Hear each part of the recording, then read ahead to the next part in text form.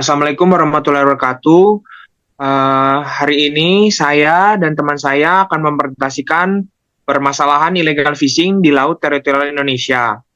Eh, Kelompok saya terdiri dari saya sendiri, Feral Xavier, dengan NPM 22301550 dan Haidar Lukmanul Hakim 22301536.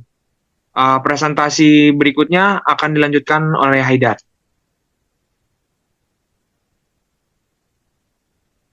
Ya, jadi Indonesia sebagai negara kepulauan terbesar di Indonesia memiliki kekayaan laut yang melimpah.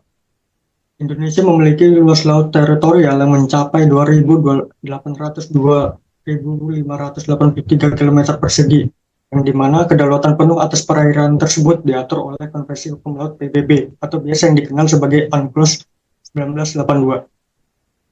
Tapi walaupun begitu, di balik kekayaan tersebut terdapat berbagai permasalahan kompleks yang mengancam keberlanjutan sumber daya laut. Permasalahan di laut teritorial Indonesia mencakup berbagai isu yang berkaitan dengan kedaulatan, keamanan, dan juga pengelolaan sumber daya alam.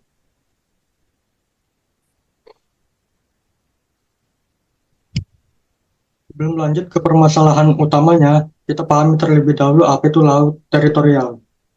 Berdasarkan UNCLOS 1982, tepatnya pada pasal 2 ayat 1, kedaulatan suatu negara pantai selain wilayah daratan dan perairan kedalamannya, dan dalam hal suatu negara kepulauan, perairan kepulauannya meliputi pula suatu jalur laut yang berbatasan dengannya dinamakan laut teritorial. Dan ditegaskan dalam pasal 3 menyebutkan bahwa setiap negara berhak menetapkan laut teritorial yang hingga suatu batas yang tidak melebihi 12 mil laut, diukur dari garis pangkal yang ditentukan sesuai konvensi. Jadi di dalam pasal 3 ini ditegaskan kalau negara-negara tidak boleh memiliki laut teritorialnya itu lebih dari 12 mil. Jadi hanya boleh sampai 12 mil. Justru boleh kurang. Sedangkan berdasarkan Undang-Undang Nomor 6 Tahun 1996 tentang Perairan Indonesia, laut teritorial Indonesia adalah jalur laut selebar 12 mil laut yang diukur dari garis pangkal kepulauan Indonesia sebagaimana dimaksud dalam pasal 5.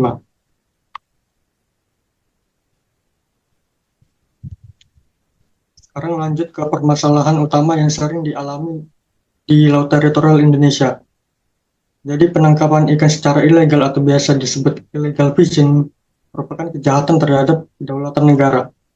Illegal fishing bertentangan dengan Konvensi Hukum Laut Internasional UNCLOS 1982 dan Undang-Undang Nomor 45 Tahun 2009 tentang perubahan atas Undang-Undang Nomor 31 Tahun 2004 tentang perikanan beserta peraturan lainnya.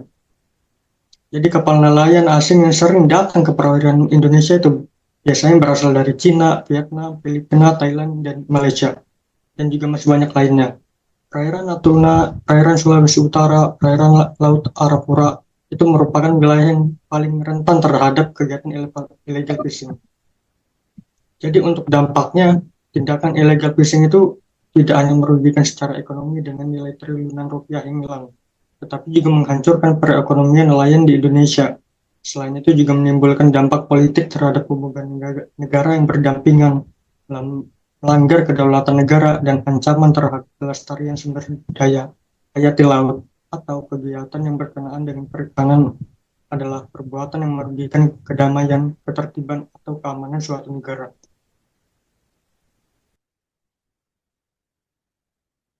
Baik, selanjutnya contoh kasus saya akan lanjutkan.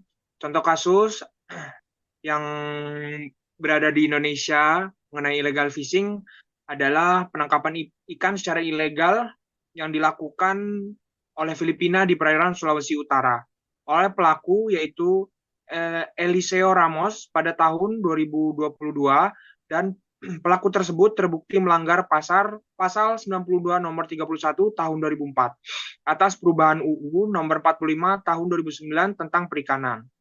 Putusan Pengadilan Perikanan Bitung menjatuhkan pidana sebesar 75 miliar. Keputusan ini terlalu ringan dibandingkan tuntutan jaksa dengan pidana sebesar 100 juta rupiah. Di sini ada foto terkait penangkapan nelayan Filipina yang melakukan illegal fishing.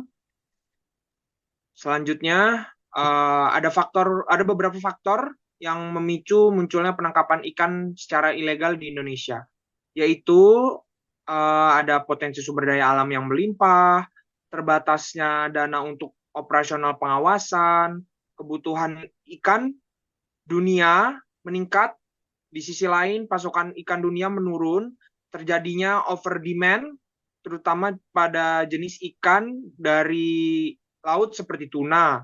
Hal ini mendorong armada perikanan dunia berburu ikan dimanapun dengan cara legal ataupun ilegal. Ada juga disparatis harga ikan di dunia, masih terbatasnya sarana dan prasarana pengawasan serta SDM pengawasan khususnya dari sisi kuantitas. Dan juga yang terakhir adalah tugas dan langkah kerjasama aparat penegak hukum masih kurang dalam penindakan perkara tindak pidana perikanan, masih kurang solid, paling utama dalam perihal uraian tindakan hukum. Nah, penegakan hukum pelaku illegal fishing dapat dikenai sanksi pidana, baik pidana penjara ataupun tindakan tegas penegakan hukum yang dilakukan pemerintah Indonesia terhadap pelaku illegal fishing di perairan laut Indonesia.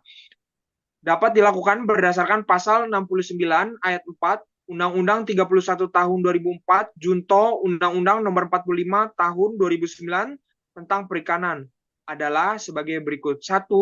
Membakar kapal-kapal pelaku pencurian ikan secara ilegal. 2. Menenggelamkan kapal pencurian ikan. Dan yang ketiga, meledakkan kapal pencurian ikan.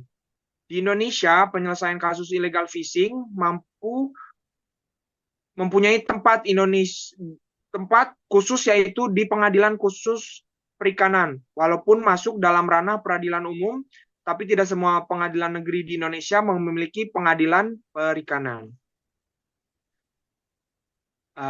Metode penegakan hukum yang ada di Indonesia. Penegakan hukum dalam tindakan kejahatan perikanan dapat dilaksanakan dengan dua metode, yaitu ada metode teknis, merupakan aktivitas ataupun usaha mencegah serta menindak tersangka pelanggaran penangkapan ikan ilegal secara langsung di lapangan lewat aktivitas patroli. Dan yang kedua ada metode hukum, merupakan suatu kegiatan dan pemberlakuan hukum pidana pada setiap orang yang melanggar agar seseorang tersebut jera ataupun menyesali perbuatannya. Jadi kesimpulan yang dapat kami berdua ambil yaitu Indonesia sebagai negara kepulauan dengan luas laut teritorial yang signifikan menghadapi tantangan besar dari illegal fishing. Tindakan ini sangat merugikan negara baik secara ekonomi, politik maupun lingkungan. Meskipun ada regulasi internasional seperti UNCLOS 1982 dan hukum nasional seperti Undang-Undang Nomor 45 Tahun 2009, pengawasan yang terbatas, meningkatnya permintaan global akan ikan, serta infrastruktur penegakan hukum yang kurang efektif memperparah masalah ini. Penegakan hukum seperti penenggelaman kapal pelaku telah dilakukan, tetapi kerjasama antar penegak hukum perlu diperkuat untuk mengatasi isu ini agar isu ini bisa diselesaikan dengan lebih efisien. Mungkin itu saja yang bisa kami sampaikan. Saya Vera Xavier dan teman saya Haidar Lukmanul Hakim meminta maaf jika ada kekurangan atau salah kata dalam menyampaikan presentasi pada hari ini. Kurang lebihnya mohon dimaafkan. Assalamualaikum warahmatullahi wabarakatuh. Terima kasih.